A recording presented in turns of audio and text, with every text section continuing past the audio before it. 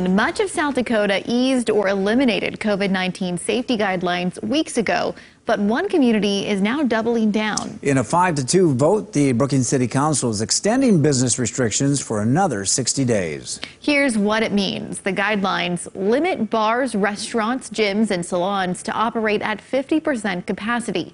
They also encourage social distancing and hygiene and require employees to wear masks. Several people, including the president of South Dakota State University, are praising the decision. However, not everyone's on board. KELOLAND's Brady Mallory shows you the reasoning and why a business owner is questioning the vote. In less than a week, Brookings business restrictions were set to expire, allowing the city to get back to a pre-COVID normal.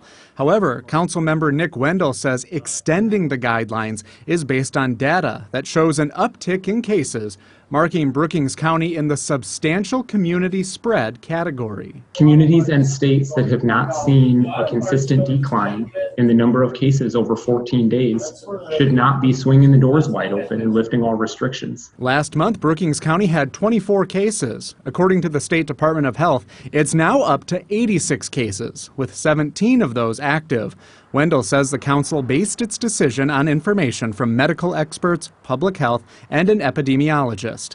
The CDC says cities should wait to reopen until they have declining case numbers for 14 days. I think the guidelines have helped us control the number of cases, but I think if we were to lift some of those restrictions now, we would put ourselves in peril. JL boutique owner JL Thorpe worries prolonging the restrictions will hurt business owners and employees who have already had a tough time. We're hitting that point where the PPP funding is winding down, the unemployment increase benefits are winding down. So I do really believe that we are at a bit of a tipping point now. Thorpe feels the council should instead look at the number of people who have had to go to the hospital, which has remained at 4 in the county. In my mind, to not look at that as a sign to say it's probably safe to reopen, I think that would be prudent. We live in a state that the governor has really touted her hands-off approach, and certainly Sioux Falls pivoted away from restrictions.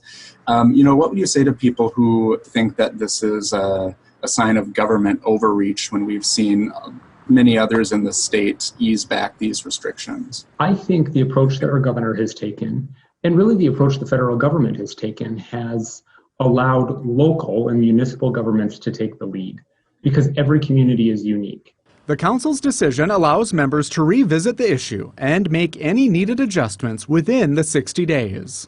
We can't just ignore COVID-19. I am extremely hopeful that they will continue to receive new information and review that. Brady Mallory, KELOLAND News.